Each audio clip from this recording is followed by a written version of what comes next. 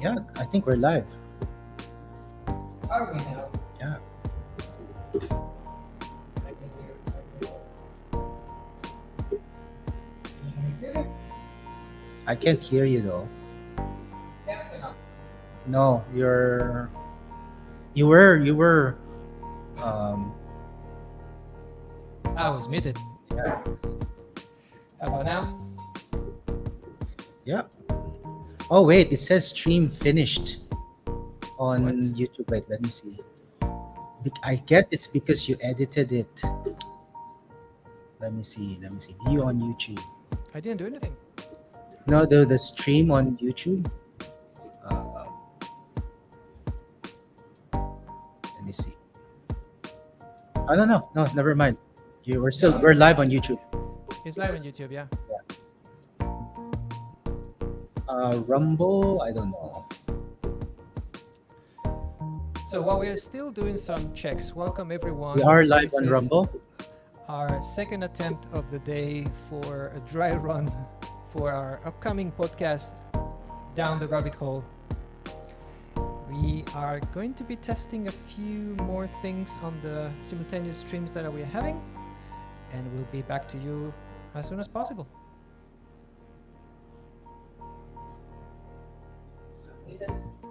Yeah, we are also live on Twitter. Yeah. Okay, A so lot less setup. come again? A lot less setup than AirMeet. This one is just way less setup. So in long story short, we've been trying our setup for almost 3-4 hours already. And we were having a lot of issues with the platform that we were intending to use originally, and we ended up to finally move directly into StreamYard. And as you can see on the top right corner, and this has been such a difference in terms of preparation, management, setting things up, and running. It seems to be going great at the moment. All right, so let's try. My name is Jean-François. Welcome to our podcast. This is Down the Rabbit Hole from by the IO Foundation. The aim of this streaming is to talk to you about standard developing organizations, which are essentially organizations that are responsible to developing standards for technology. And the reason why we do this is because we want you to understand how they function, what's the governance model, what kind of standards they produce, and most importantly, what kind of authoritarian movements are happening in those environments. We do care about this at the IO Foundation essentially because those SDOs become choke points. If you think about it, the equation is quite simple. Control the organization, control the standards that they produce, and if you control those standards, you control how technology is built, and if you control how technology is built, you obviously control the market. Or you can inflict bad consequences upon the final users. So our intention in every single one of the episodes will be to take one of the SDOs, look into how they function, what are the latest news that are happening in that particular habitat, in the general SDO ecosystem, and try to expose the movements that we have been observing. Part of the format is going to be as much participative as possible. This is going to be at its core a research type of streaming. We'll be taking a specific idea, a specific concept on one of the SDOs, and we'll start pulling the string and see where it leads us.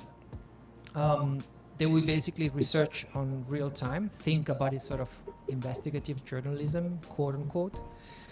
And we will try to expose as many of those movements as possible. Bear with us to the fact that none of these none of the people participating in this podcast are professional podcasters. In fact, there's only one person in the team who has experience in podcasting for several years. I'm not that person. And so we're going to be improvising a lot. We're going to try to make it as entertaining as possible. It's just obviously not going to be perfect. It's going to take us some time to figure out all the little glitches, how to perfect the episodes, and how to make them as entertaining as we can. You will see us using a number of tools for the episodes. Some of them are traditional SaaS platforms such as LLMs and so forth. And we are also developing a diagramming application or environment, if you will, where we want to map the technical ecosystem. We call it open ecosystem mapping. We will use that to analyze not only the SDOs themselves and what they produce in terms of standards. We will also look into how they are interrelated, because a lot of the SDOs either work together or they have liaisons between them. And for good measure, they need to be able to understand how other SDOs are working, what are the standards they are issuing, what kind of documentation, how do they engage with each other, and so forth. All of that will become much more apparent as we navigate the ecosystem, and you can see how things are interconnected. Without much further ado, let's jump into the organization, the SDO that we wanted to look for today, which is the ITU. Oh, by the way, under normal circumstances, I'll be introducing my colleague Mariam, who will also be participating in the podcast as research. And on another side of the studio, if you want to call it, we've got Tristan, our producer, who is basically pushing the buttons and making things possible. Without him, there is no podcast. All right, so let's start with the ITU. The ITU stands for International Telecommunications Union. This is an organization, an agency that is under the UN. And as we were checking before on our previous attempt, the ITU is a very old organization. This was set up, it's interesting, it's not showing me the same information that it did a few hours ago under exactly the same query on Google. This was created in 1845, I think it was. Let me just very quickly see that I'm not lying. When was this created? It said right there. It was. Sorry, because that's the ITUR. ITU. Sorry, guys. Correct. 1865. It's a very, very old organization, as you can see, and it predates the UN itself, which was created in 1945. And so I don't know the whole story as to how they became under the management of the UN. That's something that we should be looking into. There's probably going to be some document that ties them up. One thing that I haven't given as a fair warning: we assume and we understand that we don't know everything about SDOs ourselves. We are going to be discovering things just as we are looking for them during the episodes. Some things we know because it's part of our work. Many more we still don't, and that's okay. We have a very specific saying in the organization that says, the only stupid question is the one that you don't ask. Not knowing is never a problem. Not having the attitude to search for the answer is. And so don't worry if you yourself don't necessarily understand much about either technology or how SDOs function, etc. It's not a problem. You got to start somewhere. Okay. So the ITU, like I said, takes care for everything that has to do with telecommunications under the UN. I would like to have an analysis at some point of the different stages in their mandate, because the mandate of the ITU, I'm aware that has been increasing over the past years to a certain degree that could be a little bit concerning. That may be something that we want to analyze as well. There's in the circles, you hear a lot the term mandate creep. They seem to be trying to cover a little bit way too many areas that originally were not part of the intent of setting up the ITU. From what I know, my personal opinion at the moment is that it is mainly due to the expansion of certain technologies such as 5G. It seems to have been a kind of a backdoor to enable covering areas that originally were not intended for the ITU. Again, something that we can be investigating. And that has ultimately a lot of unintended consequences, or intended consequences, is hard to say. All right, so the ITU itself is structured into a number of sectors. They call them sectors, subdivisions, branches, same idea.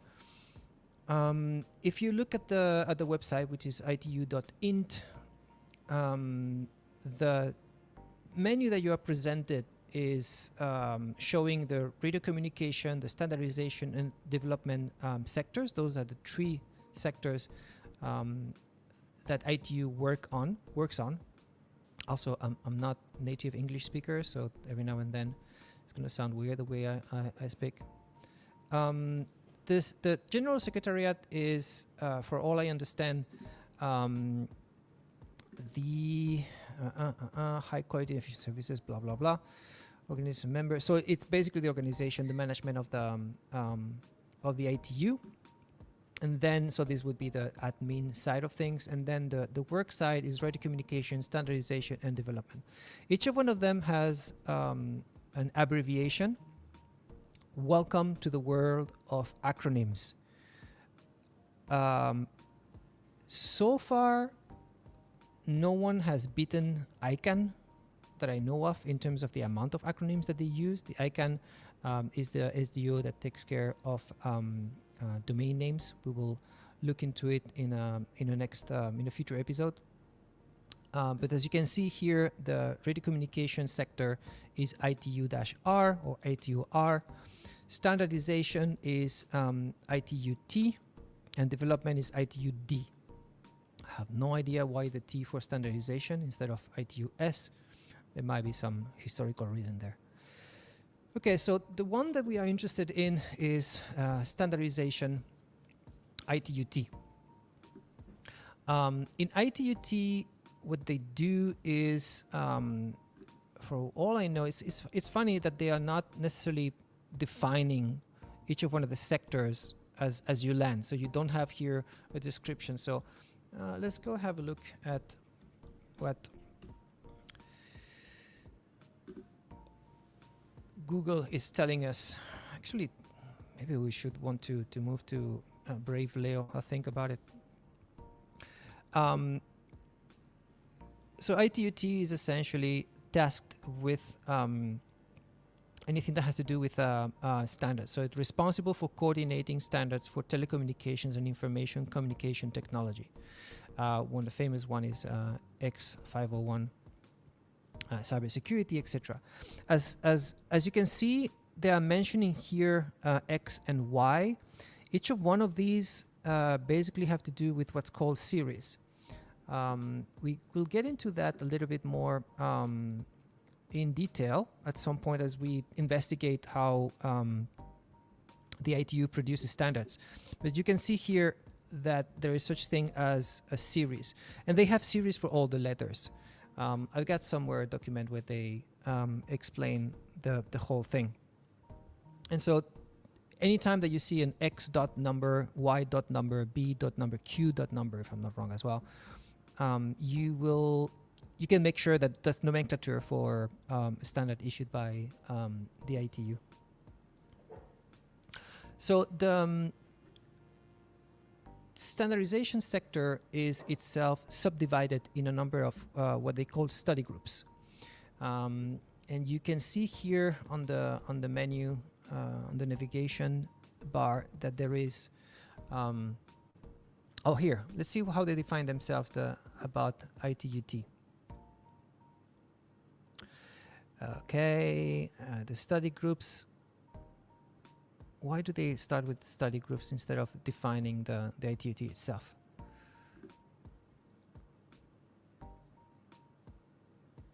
Okay, that's a very weird phrasing for me. The study groups of ITUT's telecommunications standardization sector assemble experts from around the world to develop international standards known as ITUT recommendations, which act as defining elements in the global infrastructure of information and communication technologies. Standards are critical to the interoperability of ICTs and whether we exchange voice, video, or data messages. Standards enable global communications by ensuring that countries' ICT networks and devices are speaking the same language. Okay. So a lot of words to tell you that they're just issuing standards that have to do with telecommunications. And we'll look now into which areas they are working on. Okay, so the ITUT is based in Geneva, correct, and the Telecommunications Standardization Bureau, TSB, provides secretariat support to the ITUT study groups. All right, so what are study groups? Study groups are the subdivision for the ITUT, and each of one of them takes care of one specific area of research. If you enter the all groups menu option here, there is this thing here. There's a list of all the study groups and regional groups and focus groups and so forth, starting by the TSAC. So this was the telecommunications sector advisory group, standardization advisory group. Okay. So this advisory group sits on top of the study groups, for all I can remember. The idea is that as we have our open ecosystem mapping, we're going to be tracing this real time. Okay, so right now I'm just going through the website and having a look at the content, filling the blanks between what I know, what I'm not so sure that I know, and what they tell you on the website. Also, normally I will be having a conversation with either my colleague Mariam, Evid, sometimes as well with Tristan, or with any other guest that we may have on the podcast. We are planning to have experts on each of one of the SDOs to come and share with us their knowledge. Now, we need to look exactly as to what the TSAC does. So about the TSAC, specific definition. Oh, by the way, John, do you know if we can get Mariam on the call? If she's back, I mean, she doesn't have to be here. She can just be, We could try. yeah, like just the kind of like Setup back that I and have forth now. you'll have. No, yeah, the kind of back and forth, like what happens when you have a guest as well. I mean, sorry, I'm Okay, sure. interrupting, but No, yeah. that's totally fine. Let me see if I can have her. Where is she? And she can join via phone. Yep. She's not online at the moment, so let's see if she Okay. replies. I texted her already. Okay, so this is a very funny way to present oneself. The ultimate aim of the Telecommunications Standardization Advisory Group is to make the ITUT the most attractive place to come to do standards work. Okay. Seriously, you're not telling me who you are, but fine.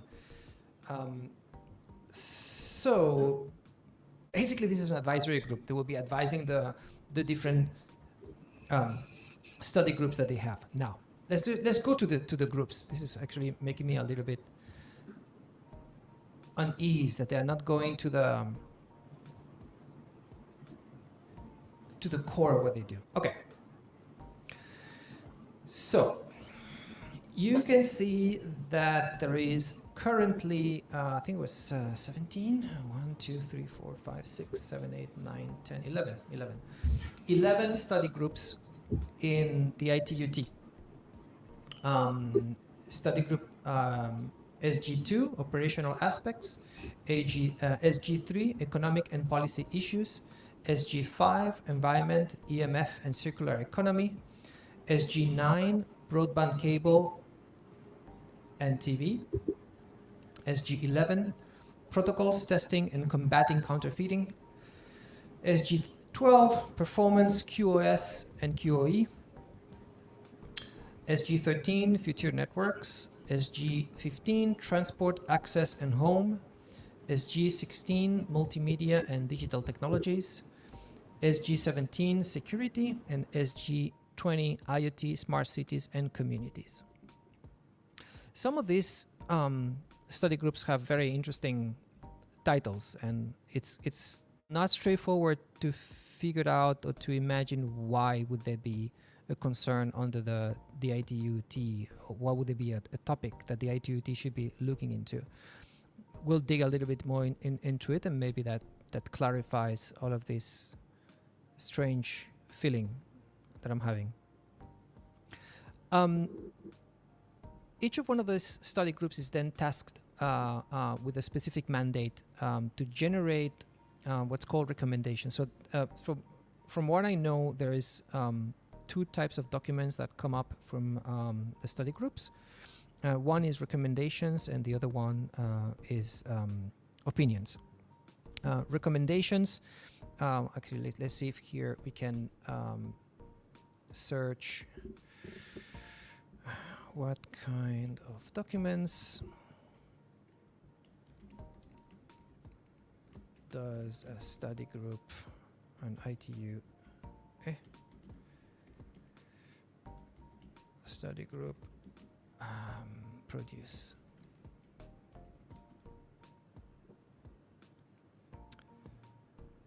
Okay, opinions and decisions in force. That's interesting. So working methods, that's a page directly from, and then it opened a download. No, I don't want to really. Can you see? Yeah, it's not showing on the screen. It's just a save. All right. Let's see if we can find that somewhere else. Okay, so I'm going to save the document, see if there's anything that I can use to open it. Give me a second.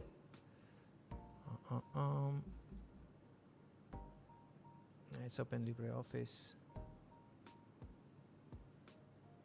My guess is I think I was sharing only the window. No, you're sharing the screen, but it's a privacy thing as well. So you won't share anything else that is like. No, it's not sharing. No, 'cause I only shared. Yeah. Window. So allow me to show steps. No. Stop sharing. It will just. Yeah. I will stop and I will start again. Present. Share screen. Entire screen. Share.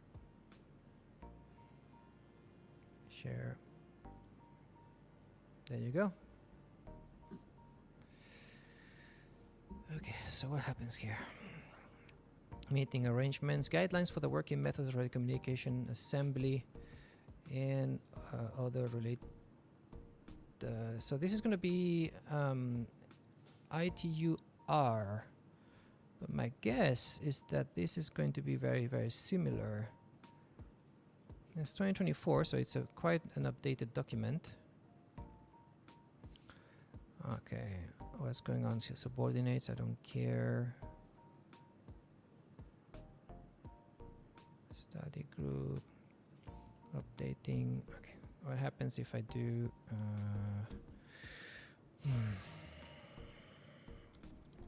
resolutions?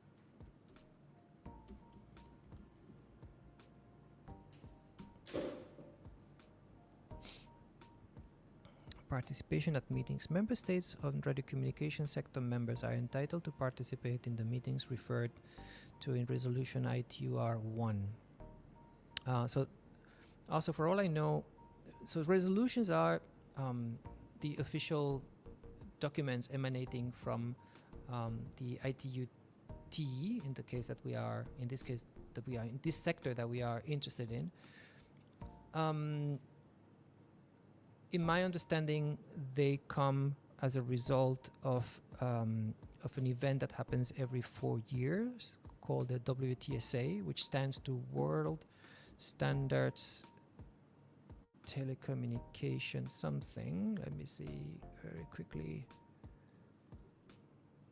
WTSA.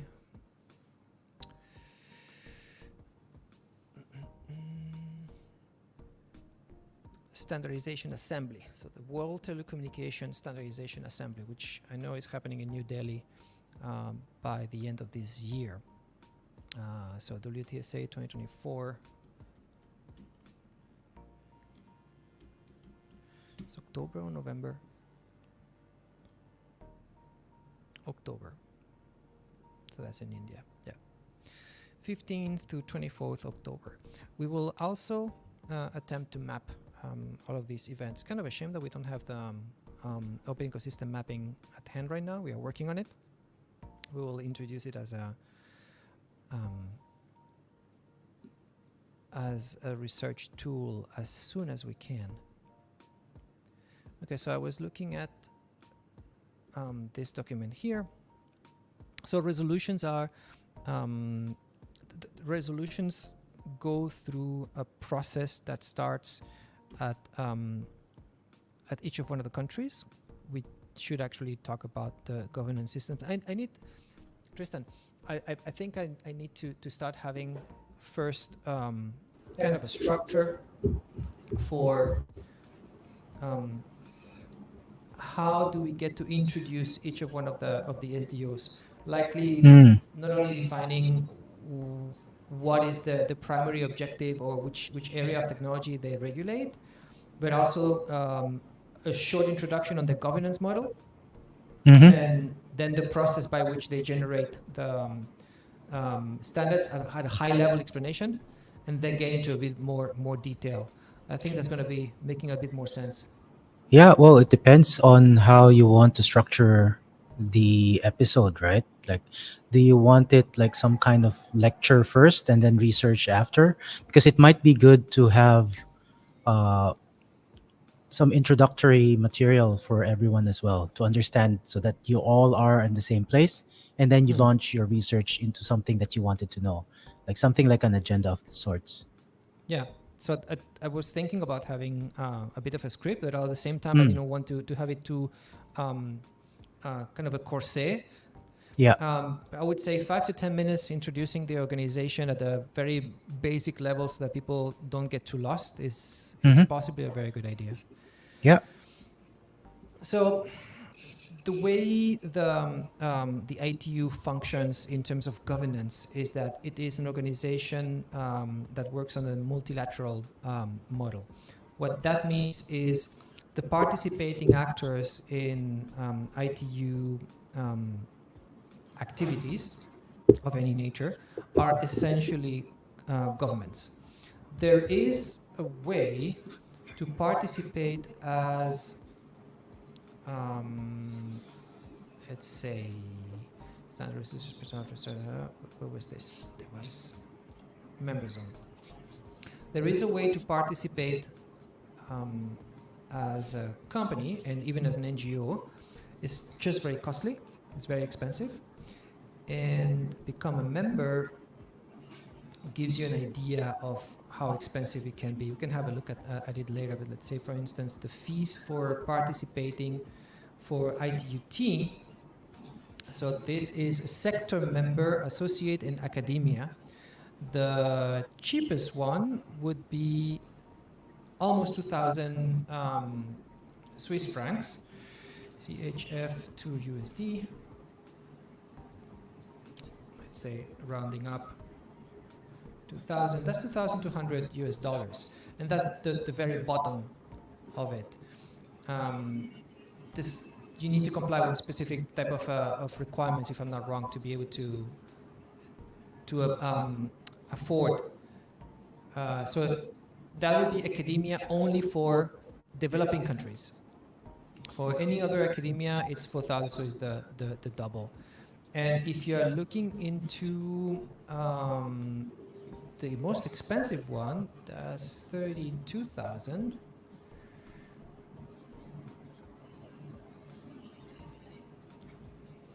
That's $35,000. Cheap. Anyway, the point is that for the most part, the members participating in the ITU are governments. Tristan, Yeah. Mm-hmm. I can hear a lot of background coming from you.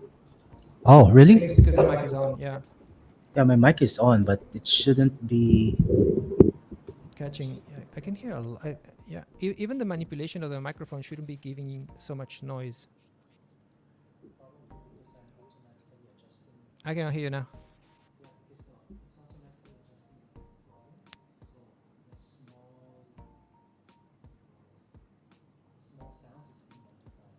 So if I move my microphone right now, is it very noisy? I actually can hear myself. Yeah, I'm gonna remove the automatic thing. Yeah. 1 2 1 2. Is it?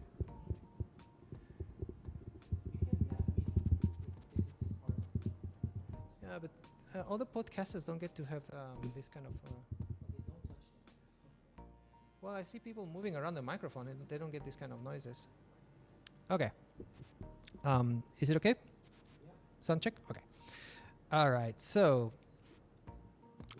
as I was saying, essentially, the ones who participate in ITU processes are governments, which doesn't make the whole thing very transparent at times. If you want to be able to participate as part of the delegation of one of the countries, so let's say your own country, you live anywhere in the world, they are likely going to have a delegation, and we should be able to see over here who are the members at the moment in the ITUT, the ITU in general member states, 183, and there's going to be here the full list that we can check into. So let's see, for instance, 183 countries. There you go, all of them, and the date as to when they joined. Could be very interesting to also see an evolution as over time, how fast, how slow members join from different countries. And so one of the issues is if you don't have any weight in your local government, you're not going to be able to participate in ITU activities, which considering the kind of topics that they discuss, it might not be the best of models. Now, the research groups themselves. Okay, so I was saying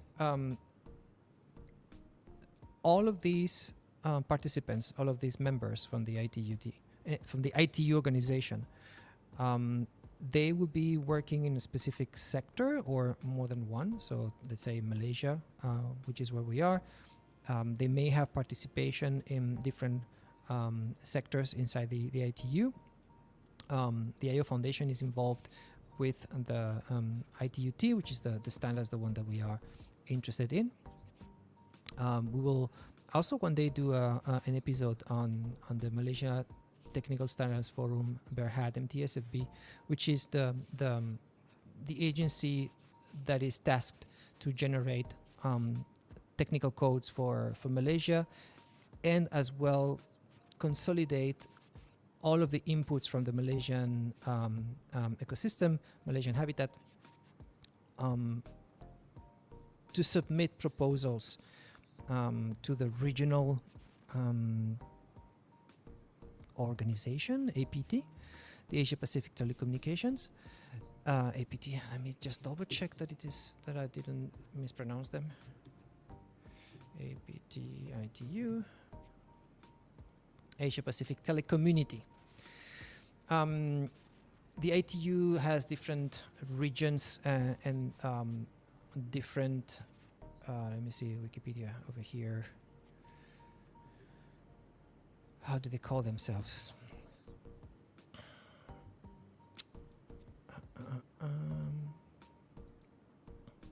So essentially, you have the ITU at the regional level is subdivided, and they are these different organizations. See if there's a list of them somewhere here. List of telecommunication regulatory bodies. That's not what I'm looking for. Postal Union. I think it was this one here, the African Telecommunication Union, the Caribbean Postal Union. Caribbean Telecommunications Union is the one, I think, in this case that is related to the ITU. European Conference of Postal and Telecommunications Administration. In the Postal Union of the Americas, Spain and Portugal is not related. It's I got a list somewhere. I should be able to find it. Anyway, work starts in the local jurisdiction, then moves into the regional one, and then eventually is finalized at the WTSA every 4 years. Typically, from what I know, the work at the local jurisdiction level starts about 2 years before WTSA. And WTSA will then enact or approve a number of resolutions based on the inputs given by each of one of the regions, each of one of the countries themselves. There's a whole flow. I got some documentation at hand.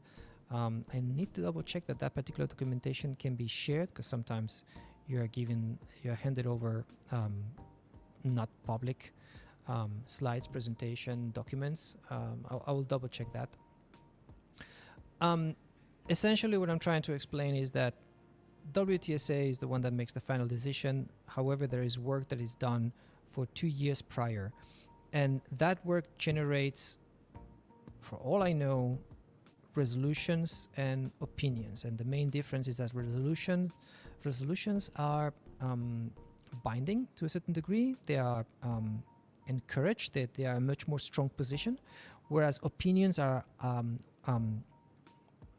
I wouldn't call weaker, I would say less opinionated positions for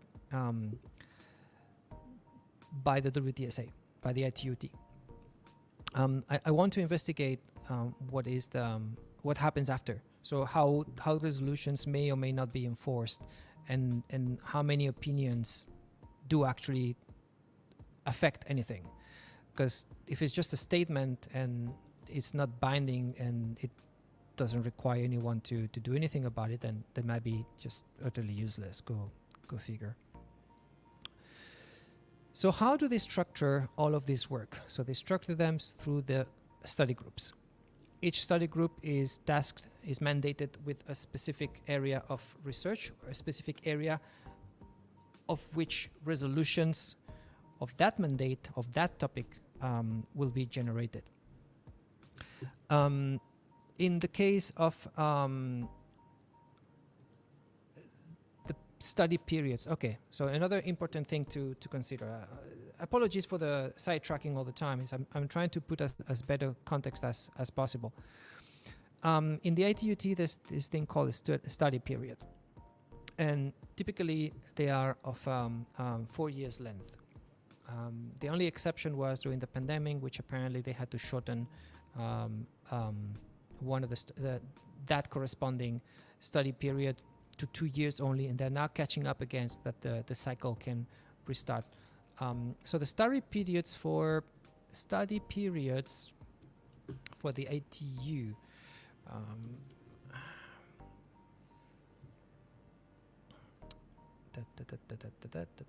do we have? Actually, you know what? Let's use something that I wanted to use, and I cannot do it now. Damn it! Because I need. Such a shame. I don't know that I'm gonna be able to. Let's see. Yeah, I need to arrange something before we can have access to some of the tools. Since this is just a dry run, I'm not gonna be very bothered about it, but we need to figure out how to improve access to some of the tools. Okay. Anyway, there is a list of them. Don't know that we can organization. No, okay. List of study periods. Let's see, this gives us the. Yeah. Well. Okay. Thank you for giving me the same page again.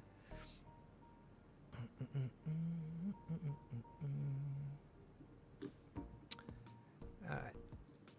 Let's go back here because they were.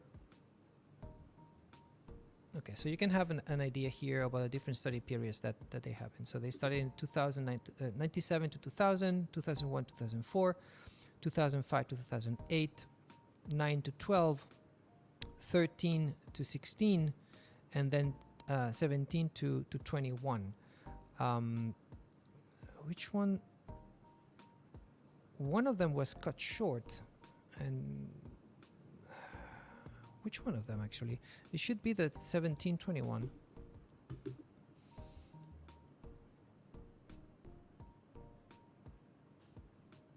Right, I think. Let me just double see if I can clarify. Okay, yeah, correct. So as you can see here, that study period is only for 2 years, whereas it should actually be for 4. So that's what happened. They shortened this 1 to 2 years so they could get on track again with their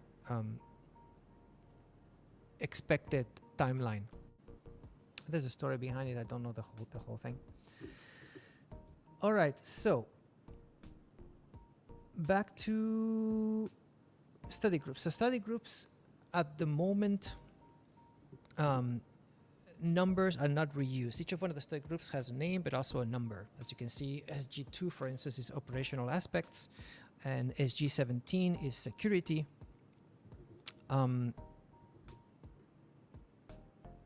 Past study groups will retain the number, as you can see here, terminated study groups, and they will not be reused. It also happens for resolutions. So resolution 5, for instance, that was approved anytime, I have no idea when. We can check it because why not? So ITUT resolution 5. 99, okay. Since you're already suggesting, resolution 99. Open a new tab. What is it about? Consideration of organizational reform of the ITU telecommunications standardization sector study groups. Okay, so they were basically trying to push for some change in how the study groups function, reform. And this was approved in Geneva in 2022. What this means is that this resolution will never change number. It might be reviewed, so there might be a new version in the next WTSA, in this case, the one in New Delhi. Now the number will not change. And what they use is that they put the revision based on when was the WTSA that issued that particular revision. So if it was Geneva, it will be resolution 99 and between brackets Geneva 22. And if it was, let's say, for instance, Hammamet was the one before, I think. Let me see. We probably can see this in the WTSA. Say that the past events in 2020.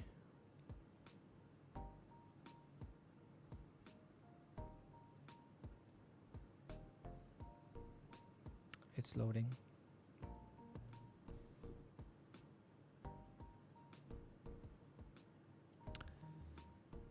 It's taking you a little bit too long, my boy.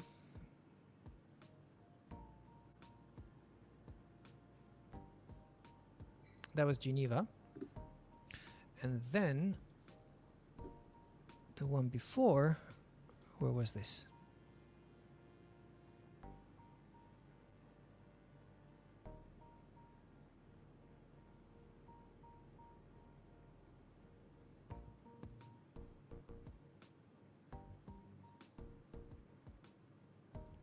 Gosh, if you could be slower.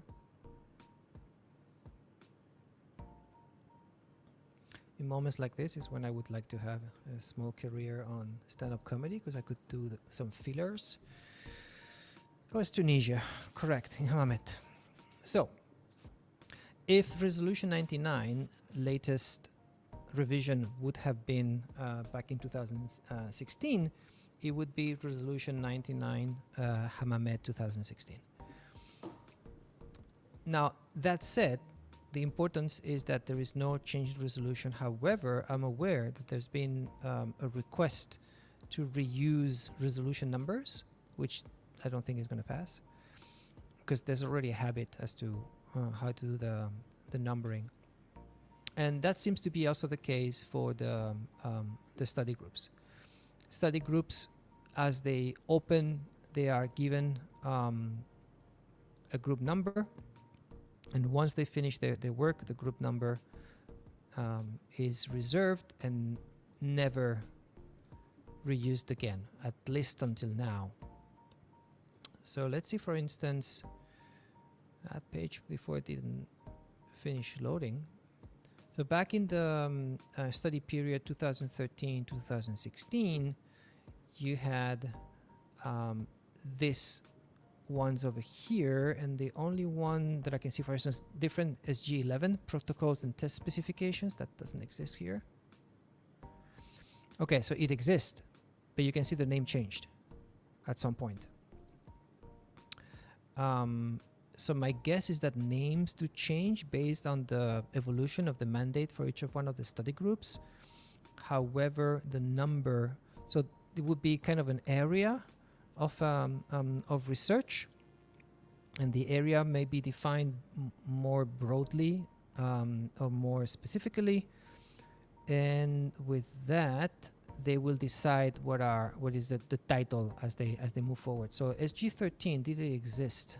Future, so SG13 used to be called Future Networks and Cloud, and now is only called Future Networks. So at some point someone figured it out that and cloud between brackets made no sense whatsoever, so they changed the name.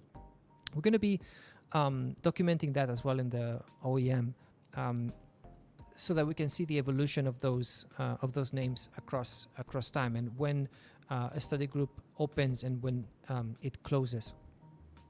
And we're going to be giving you the opportunity, in fact, to participate in filling up information. We are setting up a GitHub repo for this and an interface, so that data can be uploaded and you will be able to submit a PR with the changes that you are suggesting or the updates that you think are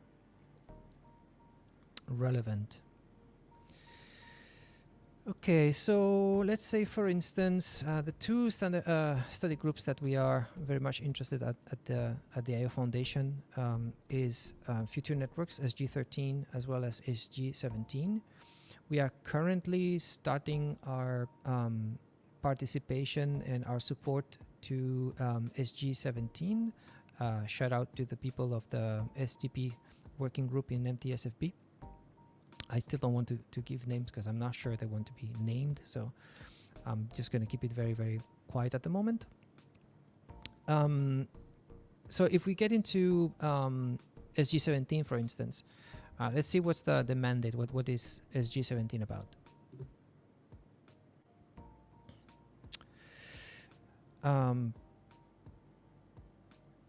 Let's see, highlights. Nothing specific. work to build confidence and security in the use of information and communication technologies, continues to intensify in order to facilitate more secure network infrastructure, services, and applications. Okay, so this is an intro. I think the second paragraph explains better. ITUT Study Group 17 coordinates security-related work across all ITUT study groups, often working in cooperation with other standards development organizations, SDOs, and various ICT industry consortia. SG17 works on cybersecurity, security management, security architectures and frameworks, countering spam, identity management, the protection of personal identifiable information, PII, operational aspects of data protection, open identity trust framework, and quantum-based security. And child protection. That's a strange way of wording it there. All right, so the question here would be, can we ever find the mandate where SG17 was created, and what has been... See, I would suggest that there is missing information here as to identifying the actual current mandate of SG17 from a resolution perspective. So there has to be a resolution somewhere, or an equivalent document that is establishing what the mandate for this particular study group, not study group, that's not what I'm trying to say. For this particular study, why is my brain failing me right now?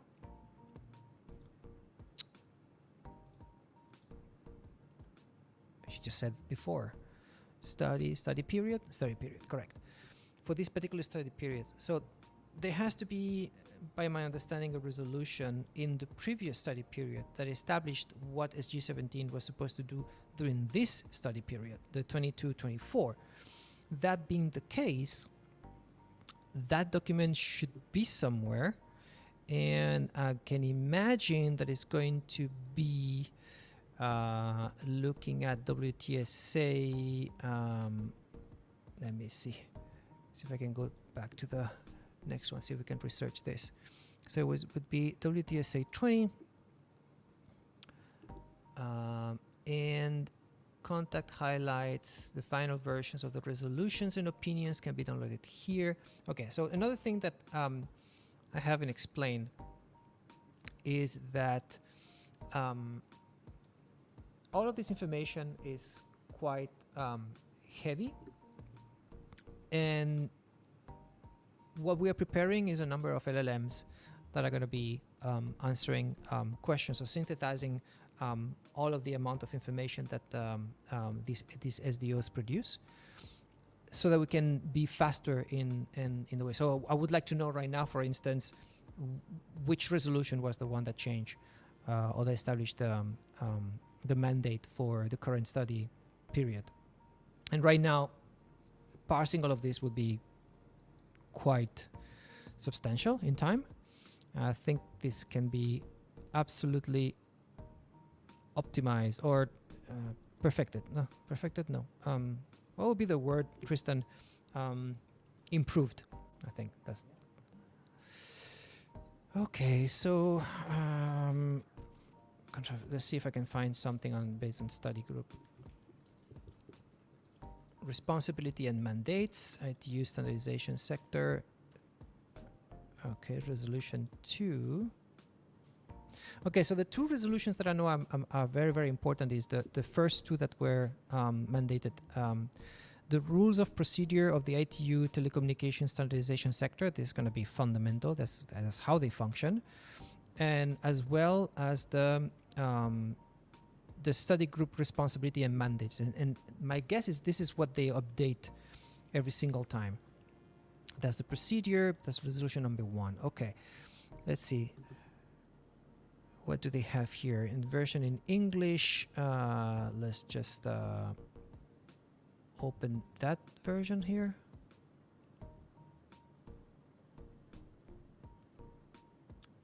Let's see what this is about.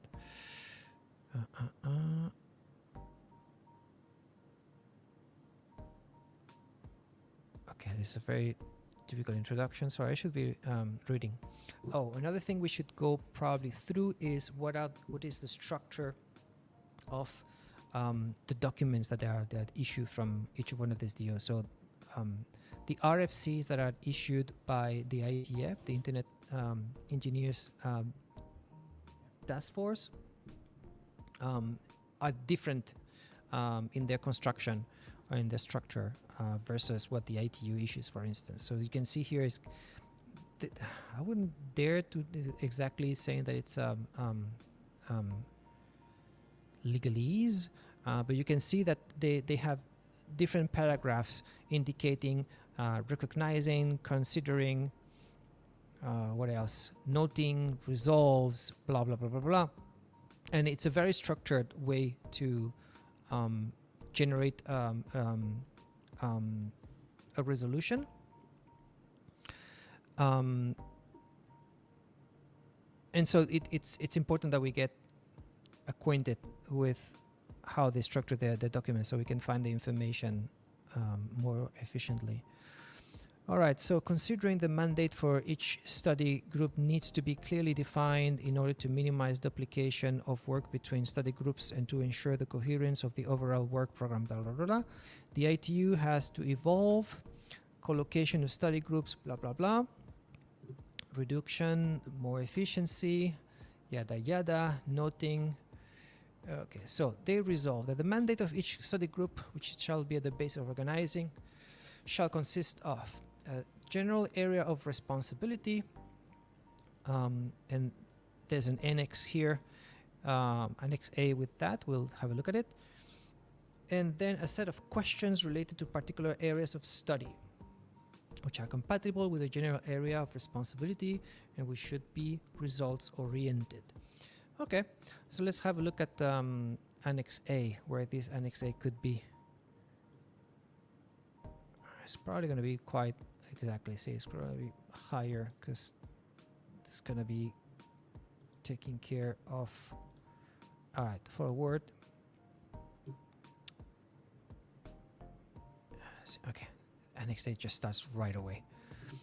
So out of a document with how many pages? 28 pages. The annex starts in page number 2. So let's see, study group number 2. They say here deployment of numbering, naming, and identification requirements. Okay. Operational aspects, evolution. You can see the mandate is quite large here. It would be interesting to try to find some taxonomy to be able to compare mandates between different SDOs. Study group number 3. Which one? This one, number 3, was economic and policy issues. That's very interesting. Why would they be looking into economic and policy issues whatsoever? Tariff and accounting principles and international telecommunication, ICT, economic and policy issues. Wow. Okay. Funny part is the description is not so extensive. It's just a paragraph. Okay. Electromagnetic fields for number 5, which is environment, EMF, and circular economy. Strange about the circular economy. Again, I'm not 100% sure what would this have anything to do with the technical standard, but okay.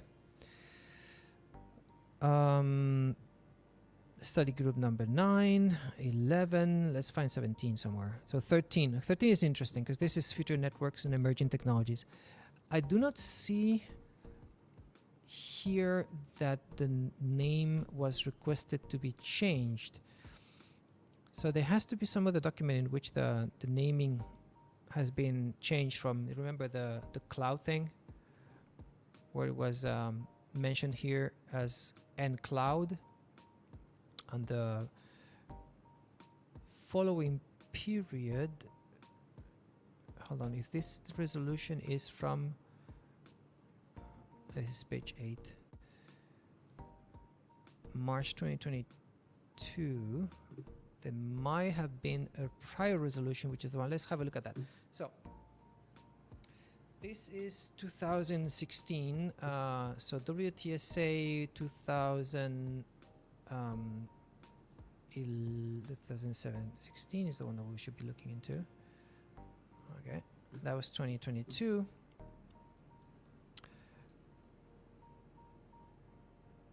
WTSA 16. Since that's the end of that particular study period. And so now let's go here to the final resolutions can be downloaded. All right.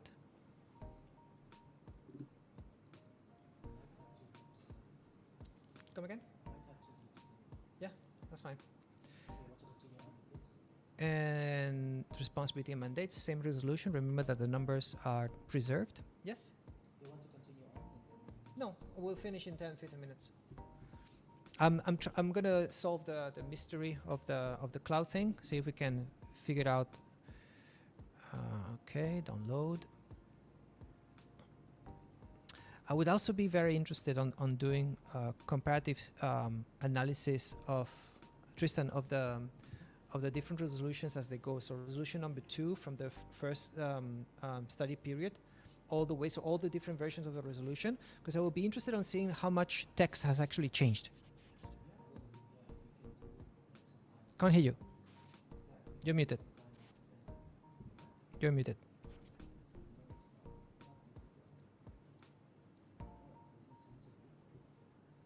Yeah, absolutely muted. And I can hear the background music. Microphone is not muted?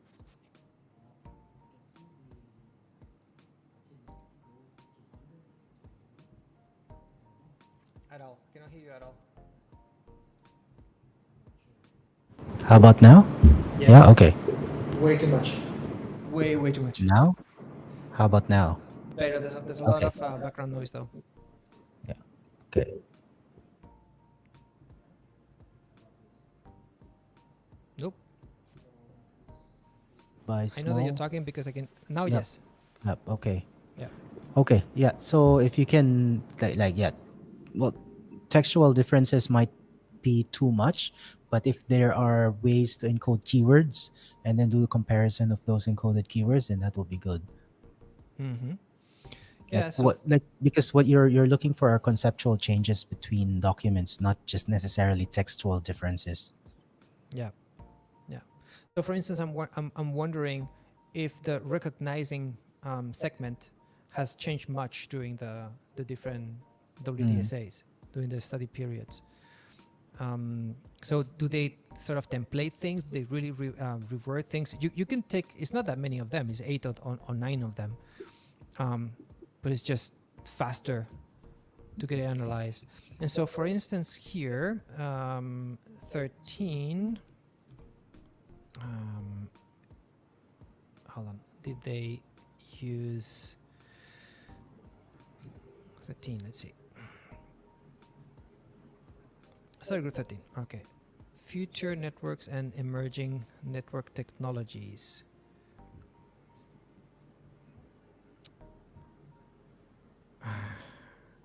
So there isn't, I don't see a specific mention anywhere to change the name. They only set the name.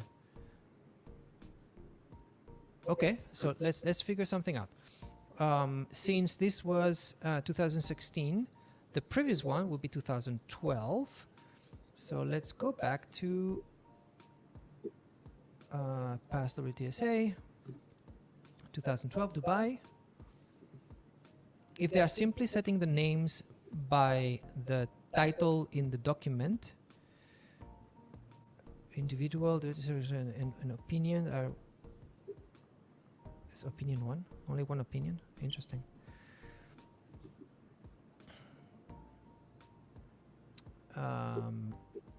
Okay. Hold on a second.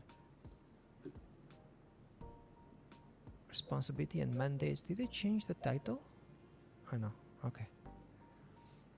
All right. So download again. Okay. SG's 13.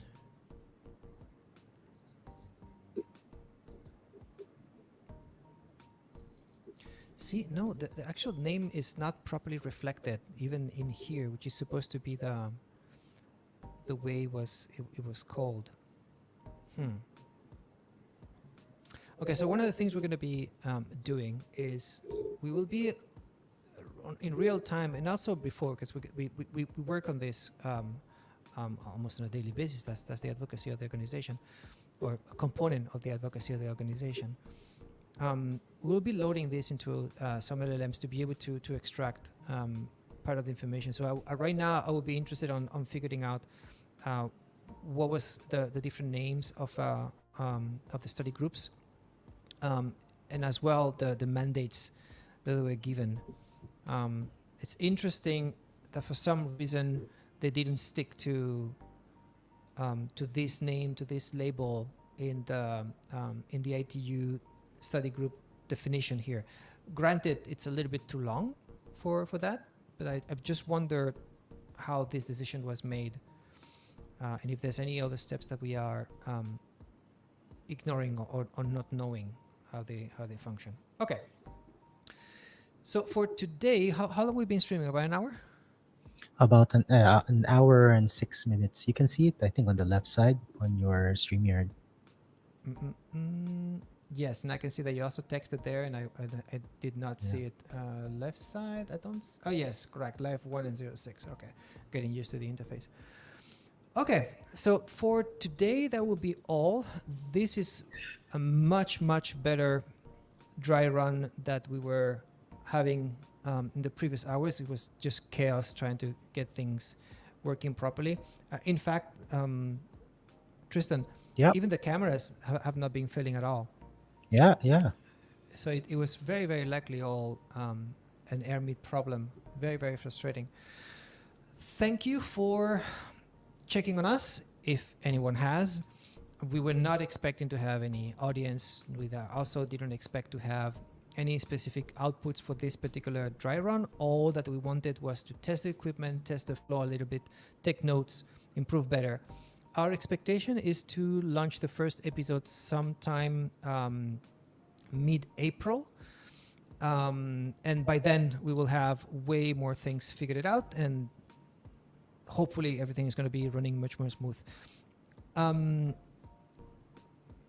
don't know. I'm trying to figure out what else to say. I think I'm going to just wrap up here as it is. Thanks a lot. And oh, by the way, yes, I wanted to say something. We will not be removing these dry run episodes from our channels. It may sound like a very strange thing to do. The thing is, this is how it really goes, and we don't want to hide from it. Setting up a podcast when you don't have any experience, it's always going to be a challenge. Plenty of errors and problems are going to be happening. That's the natural course of things.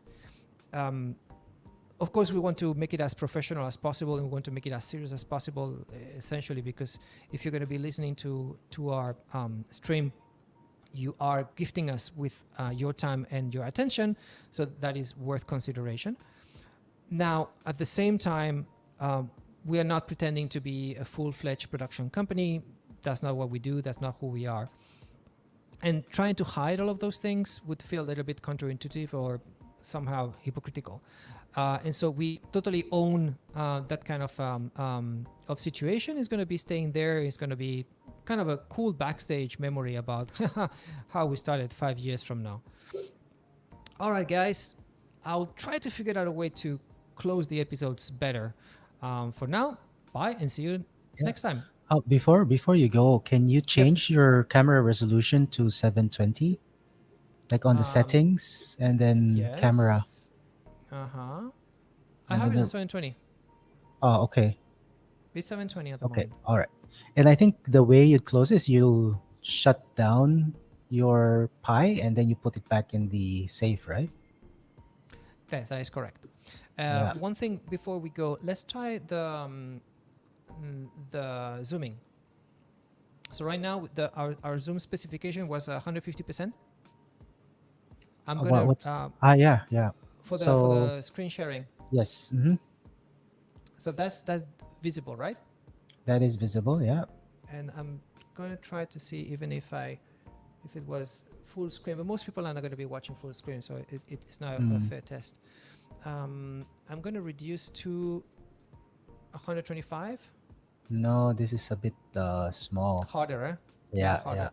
Yeah, I think 150 it really makes the trick. Makes it easy for people to see the documents. Yeah. Okay, I'm happy to stick with that. All right, so yes, Tristan is right. We haven't explained how we are going to be functioning. The opening of each one of the episodes will consist on us unboxing the two research stations that we use in the podcast that are kept in a safe for the duration in between each of one of the episodes.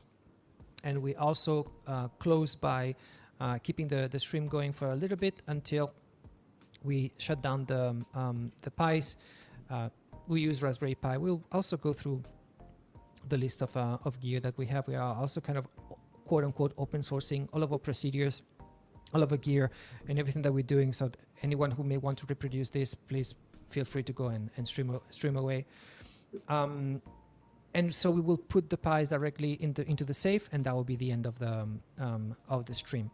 Essentially, what we are considering is that even though we have no track record at the moment, if we do our job well, we eventually will be exposing or uncovering things that might not be very pleasant for certain people. We might be shedding light into elements or parts of the story that will be, well, after a while, looking into authoritarian movements, okay? And we are thinking that maybe we'll be stumbling upon either confidential information or whistleblowers coming forward and wanting to share some information with us. And just in case that ever happens, we have decided to start from the very beginning, taking care of the terminals that we are using for that research and keeping them as safe as possible so that none of that information can be accessed by anybody else.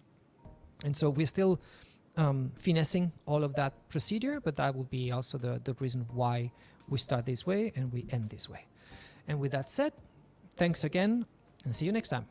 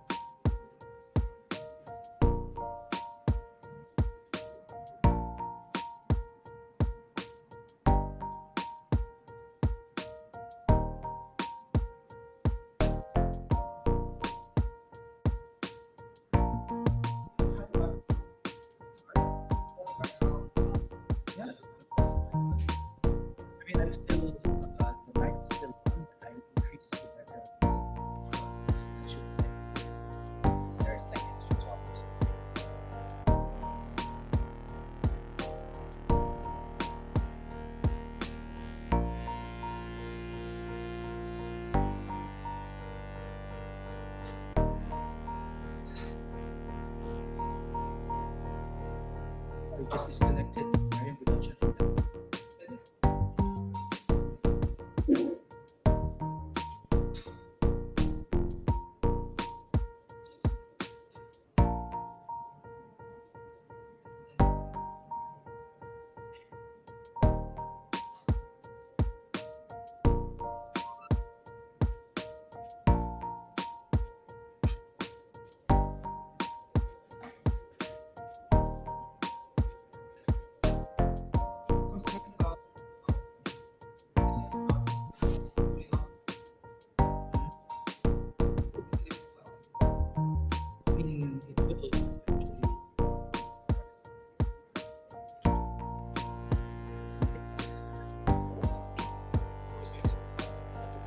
The reason I'm putting it in the box is because yeah, I want to put some packing. Like something.